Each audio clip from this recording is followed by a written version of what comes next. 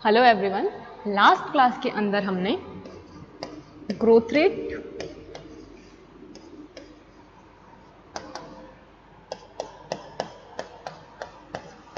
And dispersion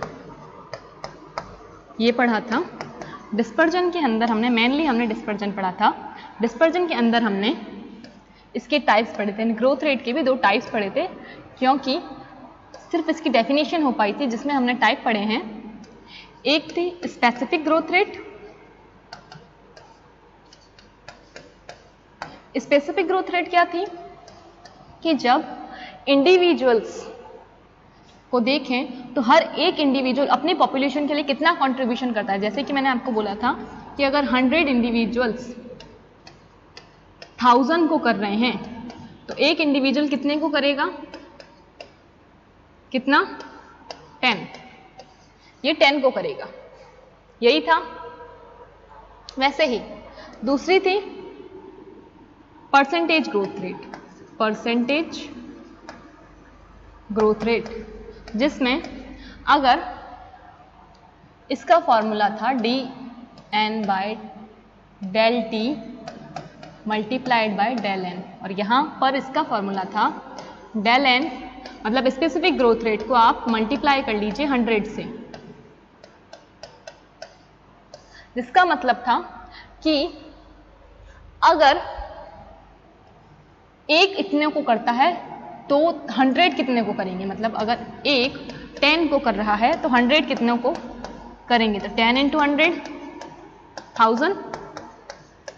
इसका formula ये था। डिस्पर्जन की बात करें, हमने 3 तरह के डिस्पर्जन पढ़े थे। मेनली जो हमने पढ़े थे वो डिस्पर्जन ही पढ़े थे। डिस्पर्जन में हमने 3 तरह पढ़े थे। डिस्पर्जन का मतलब क्या था पहले? डिस्पर्जन का मतलब था, प्रकीर्णन हिंदी में कहा, कि जो एक पॉपुलेशन है उसके मेंबर्स हैं उनका स्पेशल अरेंजमेंट पॉपुलेशन के मेंबर्स का उनके एरिया में रिलेशन किसके साथ में, रिलेटिव टू ईच अदर, या रिलेटिव टू एक दूसरे के साथ में। जब एक इधर आ रहा है तो दूसरा कहाँ आएगा, तो इस तरह से डिस्पर्जन को हमने डिफाइन किया था। अब डिस्पर्जन को डिफाइन करने के बाद में हमने इनके 3 टाइप पढ़े थे। फर्स्ट था यूनिफॉर्म। यूनिफॉर्म में हमने 3 चीजें पढ़ी थी। पहला कि जो रिसोर्सेज हैं वो हर जगह पर समान रूप से इवनली डिस्ट्रीब्यूटेड हैं। रिसोर्सेज का मतलब फूड मटेरियल इवनली डिस्ट्रीब्यूटेड है इसलिए। और दूसरा कंपटीशन हो रहा है इंडिविजुअल्स के बीच में, एक दूसरे को कोई भी पसंद नहीं कर रहा है अपने एरिया में, इसलिए ये सब कैसे प्रेजेंट थे, इस तरह से यूनिफॉर्मली। और इनके बीच में इंट्रैक्शन माइनस माइनस होती थी। माइनस माइनस मतलब अगर ये इसके इलाके में जाएगा तो ये इसको नेगेटिव इंपैक्ट देगा, मतलब हार्म करेगा, और ये इसके इलाके में आएगा तो ये इसको हार्म करेगा, इसलिए माइनस माइनस इंट्रैक्शन। इसके बाद में सेकंड रैंडम।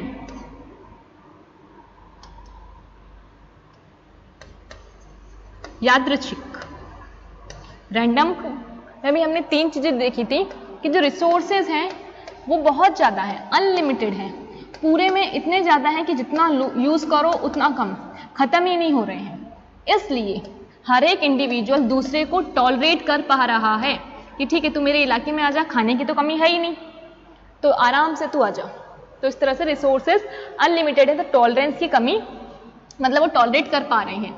और उसके बाद में ये एक दूसरे के साथ 0-0 इंट्रैक्शन करते हैं, क्योंकि रिसोर्सेज इतने सारे हैं तो इन्हें कोई फर्क ही नहीं पड़ता दूसरे वाले के आने से या नहीं आने से, तो ये एक दूसरे को टॉलरेट कर लेते हैं। तो यहाँ पर इंट्रैक्शन 0-0 होगी, ना फायदा देगी ना नुकसान। थर्ड थी क्लम्प्ड, समूह में। क्लम्प्ड का मीनिंग कि यहां पर भी जो रिसोर्सेज हैं वो कैसे हैं, अनइवनली, असमान रूप से, इवनली, असमान रूप से डिस्ट्रीब्यूटेड है। इसलिए ये, और दूसरी बात क्लम्प्ड कैसे मिल रहे हैं, समूह में मिल रहे हैं ऐसे, 3 यहां, 2 यहां, 4 यहां पे और यहां पर, ये इस तरह से मिलते हैं, कोई भी कहीं भी। तो इसलिए ये एक दूसरे को क्या करते हैं, फैसिलिटेट करते हैं, या तो एक दूसरे की हेल्प करेंगे कि ठीक है तू भी इस जगह में आ जा, या ये एक दूसरे से अट्रैक्ट हो रहे होते हैं, यहां पे अट्रैक्शन वाला काम चलता है। इसलिए यहां पे जो इंट्रैक्शन है वो पॉजिटिव होती है, क्योंकि ये एक दूसरे को फायदा ही पहुंचा रहे हैं, नुकसान नहीं पहुंचा रहे। एक तरह से म्यूचुअलिज्म का एग्जाम्पल ले लीजिए यहाँ पे।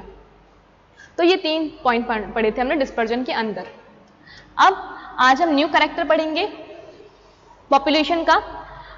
अब हमने कम से कम 6 कैरेक्टर पढ़ लिए हैं। तो जो 7th कैरेक्टर आता है वो है एज डिस्ट्रीब्यूशन। एज डिस्ट्रीब्यूशन क्या होता है? एज डिस्ट्रीब्यूशन काफी छोटा, काफी सिंपल कैरेक्टर। एज डिस्ट्रीब्यूशन को आप ऐसे ले लीजिए कि एक पॉपुलेशन के अंदर बहुत सारे ऐसे लोग हैं जो कि बड़े हैं,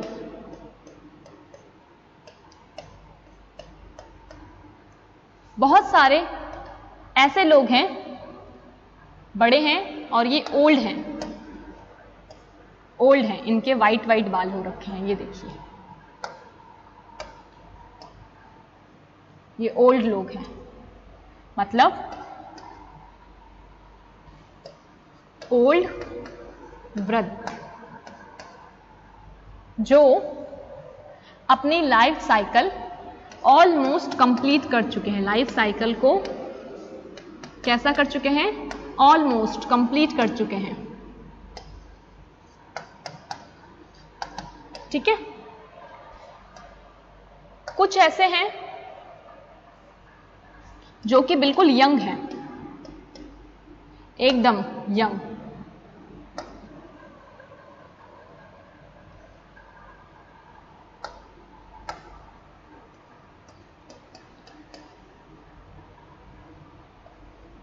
ये यंग वाले,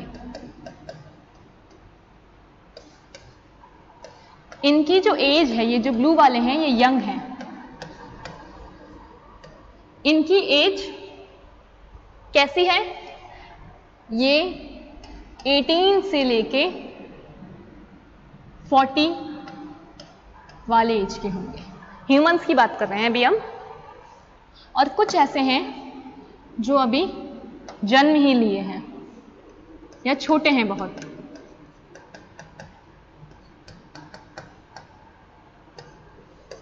ये जो पर्पल वाले हैं इनकी एज 1 से लेके 17 या ऐसे मान लो 13 तक, इस एज के। और ये 18 या 15 से ले लीजिए 40 तक। ये 3 तरह के लोग यहां पे रहते हैं।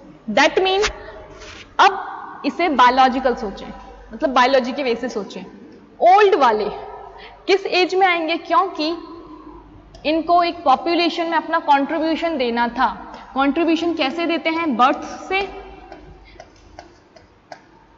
ये किसी ना किसी की बर्थ करेंगे और दैट मीन ये अपनी लाइफ साइकिल ऑलमोस्ट कंप्लीट कर चुके हैं। यानी कि इनका जो बर्थ वाला पीरियड था, कि इनके जो बच्चे हैं वो हो चुके हैं। दैट मीन इनका जो रिप्रोडक्टिव पीरियड है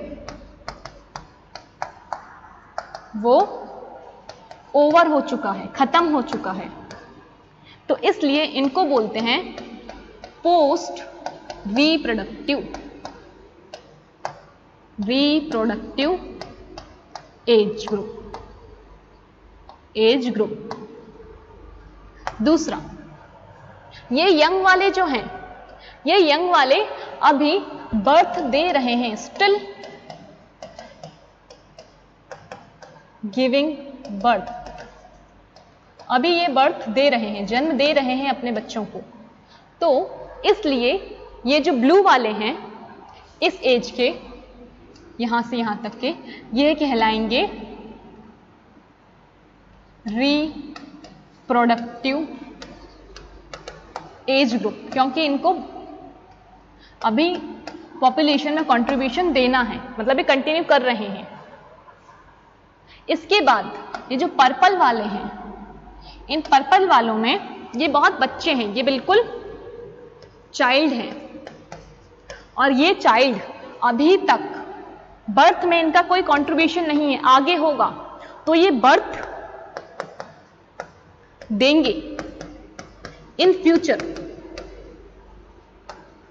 तो ये कहलाएंगे pre reproductive age group. Pre reproductive क्यों? क्योंकि अभी ये रिप्रोडक्टिव एज जो रिप्रोडक्शन में एंटर करेंगे अपनी इस लाइफ में पहुंचने के बाद, इस एज पे पहुंचेंगे तभी एंटर करेंगे, इसलिए ये प्री रिप्रोडक्टिव कहलाएंगे। प्री का मतलब पहले, रिप्रोडक्टिव का मतलब रिप्रोडक्शन की जो एज है, ये वाली एज इसमें नहीं पहुंचे हैं।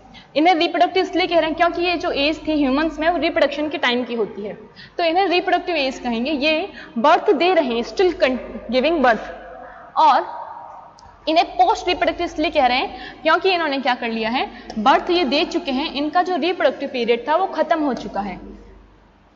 तो ये 3 एज ग्रुप होती हैं।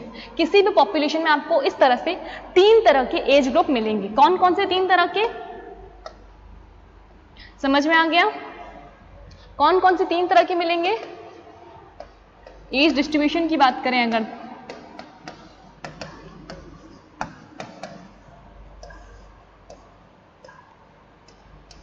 फर्स्ट प्री रिप्रोडक्टिव बच्चे, प्री रिप्रोडक्टिव एज ग्रुप जिसमें आएंगे बच्चे 1 से लेके 13 टीनेजर्स। ह्यूमंस में टीनेजर्स कह सकते हैं, बाकी किसी और के अंदर हम टीनेजर्स नहीं कह सकते, इसलिए यहां पे सिर्फ आपको समझाने के लिए टीनेजर्स लिखा मैंने। सेकंड आएंगे रिप्रोडक्टिव, क्योंकि इनको बर्थ देनी है, मतलब ये अभी दे रहे हैं, रिप्रोडक्टिव एज ग्रुप, तो ये बर्थ देंगे। इसके बाद में थर्ड में आएंगे पोस्ट रिप्रोडक्टिव, ये दे चुके हैं, ओल्ड वन, वृद्ध लोग। ऐसा ही अगर हम प्लांट के लिए देखें तो प्लांट में भी कुछ होंगे बिल्कुल यंग सीडलिंग जो सिर्फ अभी उगे ही हैं। एनिमल्स में भी कुछ ऐसे होते हैं जो बच्चे हैं अभी सिर्फ और सिर्फ, जैसे काफ वगैरह हैं जो छोटे छोटे बच्चे हैं, अभी नहीं दे सकते बर्थ। कुछ ऐसे होंगे जो कि मैच्योर हैं, मैच्योर प्लांट जो कि अभी रिप्रोडक्टिव एज में है, ये सीड्स वगैरह प्रोड्यूस कर रहे हैं। और कुछ ऐसे होंगे ओल्ड प्लांट जो अब सीड को बना चुके हैं और ये अब कहां जा रहे हैं, डेथ एंड डिके की तरफ मूव ऑन कर चुके हैं। तो इस तरह से 3 तरह की एज ग्रुप होते हैं। इसके बाद में अब जो नेक्स्ट कैरेक्टर आता है वो आता है पिरामिड्स का, एज पिरामिड्स। एज ग्रुप समझ में आ गया, अब आता है एज पिरामिड्स। एज पिरामिड्स क्या होते हैं?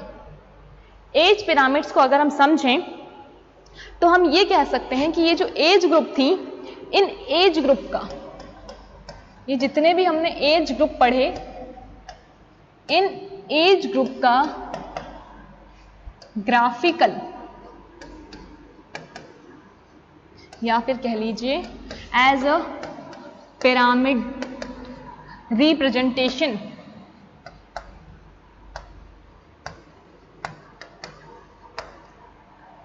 कि ये जो 3 एज थी, pre reproductive, reproductive and post reproductive,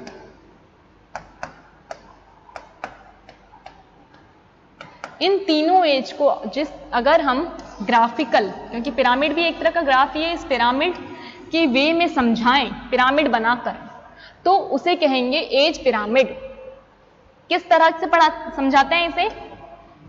तो अगर हम जेन्युइन समझें, एक पिरामिड की जब बात की जाती है तो आप लोगों के माइंड में सीधे से जो पिरामिड आता है वो मिस्र के पिरामिड इस टाइप के आ जाते हैं, ट्राइगोनल वाले। तो ये तो सिर्फ एक टाइप है पिरामिड का, जिसे बोलते हैं ब्रॉड बेस पिरामिड। ब्रॉड का मतलब चौड़ा, बेस का मतलब आधार। पिरामिड पिरामिड रहेगा, कैसे है चौड़ा आधार, ये देखिए इसका बेस कितना चौड़ा है, ये देखिए, इसलिए इसको कहते हैं ब्रॉड बेस पिरामिड। दूसरा जो पिरामिड होता है उसकी आकृति जो होती है, उसका जो शेप होता है वो बेल शेप का होता है, बेल की तरह। बेल कौन सी, जो आप बजाते हैं विशल, मंदिर वगैरह में जो होती है,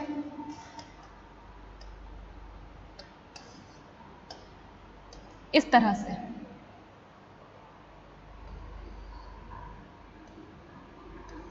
इस तरह से होगा बेल, इसी तरह से होती है।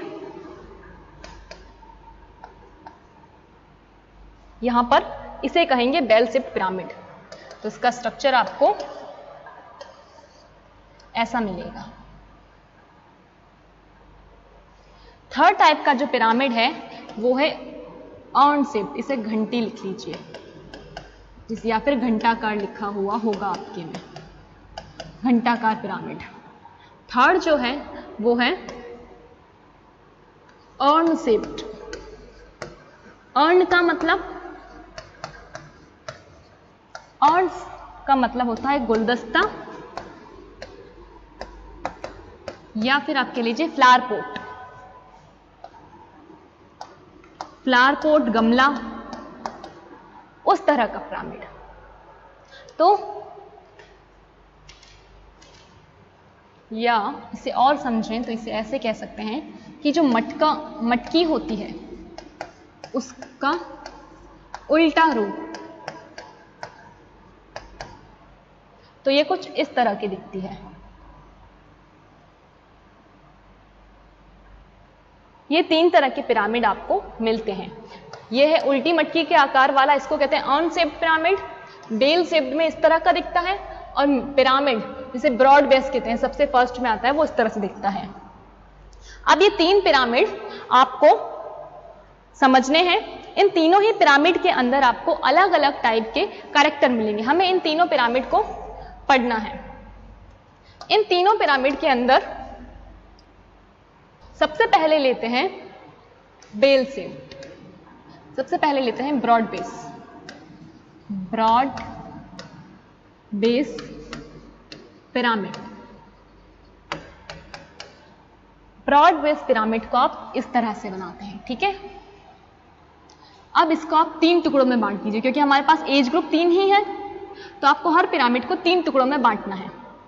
जो भी उसकी इस तरह से स्टेज हो उसको आप नीचे से 3 टुकड़ों में बांटना चालू करना। जैसे कि अर्न शेप्ड हो गया, और बेल शेप्ड को आप ऐसे 3 टुकड़ों में बांट देंगे।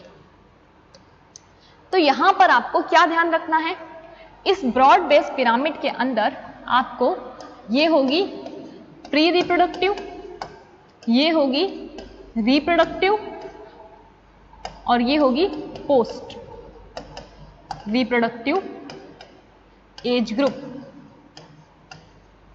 यहां पर भी ये है पोस्ट रिप्रोडक्टिव, दोनों में ये है रिप्रोडक्टिव एंड ये है प्री रिप्रोडक्टिव।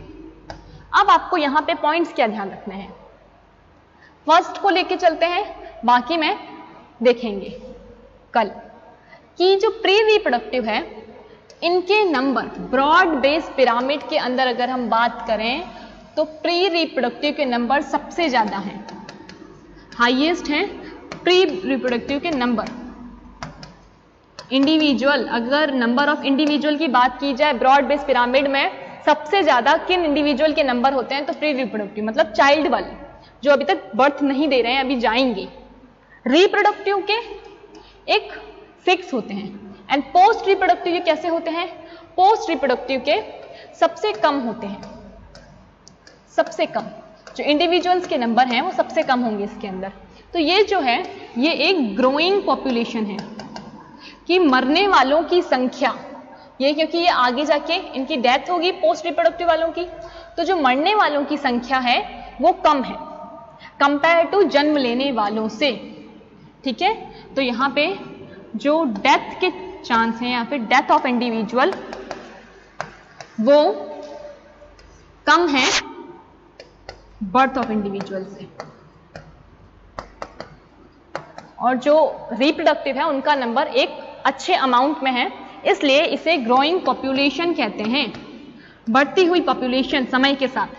अगर आप यहां पर इसे देखें तो यहां पर देखिए प्री रिप्रोडक्टिव, पहले इसकी बात कर रहे हैं सेकंड वाली की, बेल सेप्ड की, प्री रिप्रोडक्टिव एंड रिप्रोडक्टिव दोनों के number, pre reproductive and reproductive के नंबर इक्वल हैं, ऑलमोस्ट इक्वल है ना। इसलिए ये एक तरह की स्टेबल पॉपुलेशन है, स्टेबल स्थाई, कि प्री रिप्रोडक्टिव के भी नंबर ज्यादा नहीं है, यानी बच्चों का भी नंबर ज्यादा नहीं है, और जो रिप्रोडक्शन कर रहे हैं उनका भी नंबर ज्यादा नहीं है, लेकिन पोस्ट रिप्रोडक्टिव का नंबर कैसा है, कंपैरेटिवली कम खत्म हो रहे हैं। जो डेथ हो रही है लोगों की वो अगर ब्रॉड बेस वाले से देखें तो कंपैरेटिवली कम है।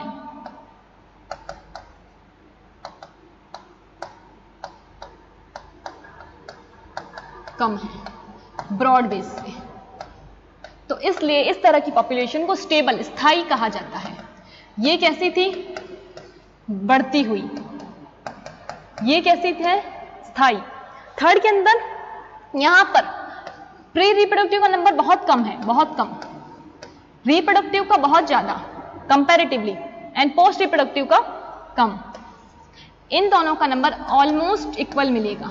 तो ये जो पॉपुलेशन है अनसेव्ड की वो डिक्लाइनिंग है, कैसी है, घटती हुई, क्योंकि यहाँ पे बच्चों का ही नंबर कम है, इसलिए ये नंबर आपको कम मिलेगा।